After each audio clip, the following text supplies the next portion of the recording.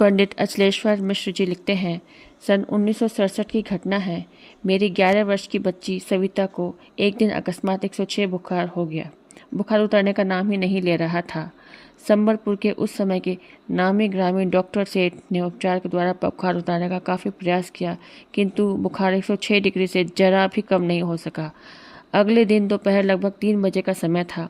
सविता, मेरी बच्ची ने कहा, पिताजी, मेरा हाथ पैर नहीं हिल रहा है। मैं हाथ पैर को इधर उधर करना चाहती हूँ, लेकिन ऐसा नहीं कर पा रही हूँ। अब मैं नहीं बचूंगी। आप लोग मेरे लिए रोइएगा नहीं। अब मेरा पूरा शरीर शिथिल होता जा रहा है। बच्ची के इतना कहने पर हम लोग फफक कर रो पड़े। बच्ची से कहा, सविता, अब हम लोग डॉक्टर वैद्य सबको दिखाए, लेकिन कोई लाभ नहीं हुआ।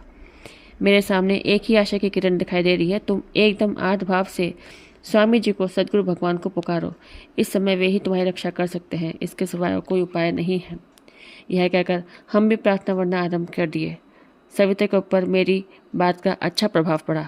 वह बोलने लगी, हे सदगुरु भगवान, मैं आपकी बच्ची हूँ। मुझसे तो गलती हुई है जो भी, तो आप उसे क्षमा कर दें। आप मेरी रक्षा करें। इस समय आपके सिवाय मेरा कोई भी नहीं है।